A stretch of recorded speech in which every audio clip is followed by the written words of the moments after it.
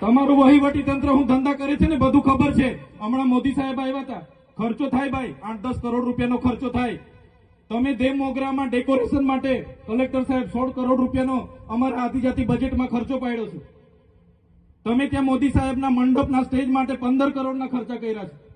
Toilet, mobile toilet માટે 2,40,000નો 2 કરોડ ને 40 લાખના તમે ખર્ચા પાડ્યા છે. નાસ્તા માટે 2 કરોડ ખર્ચા પાડ્યા છે. તમે ડોમ માટે 2 કરોડ ખર્ચા પાડ્યા, ચા માટે 2 કરોડ ખર્ચા પાડ્યા, બસ માટે 2 કરોડ ને 71 લાખ રૂપિયાનો ખર્ચો પાડ્યો. કેમ? અમે સવાલ પૂછીએ એટલે તમને નડીએ છે? તમારા મનમાં ધુમાડો હોય તો કાઢી નાખજો ભાઈ. બરાબર છે, આ જનતાના ટેક્સના પગારે આપણે બધા છે. આ જનતાના ટેક્સનો પગાર મને પણ મળે છે, તમને પણ.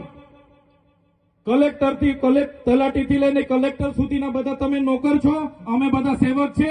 આ લોકોએ જે પણ કે અમે પ્રતિનિધિ છે, અમને અધિકારો આપ્યા છે. તમે અમને કેમ અહીંયા બોલાવ્યા નથી? ના સાહેબ, અમારે વિદ્યાર્થીઓ અમે કેવું પડે છે. અમને કઈ, તમે દર વખતે ચિકદામાં કીધું, દર વખતે આ જ પ્રશ્ન ઉભો કરો છો, દર વખતે આ જ પ્રશ્ન ઉભો કરો છો.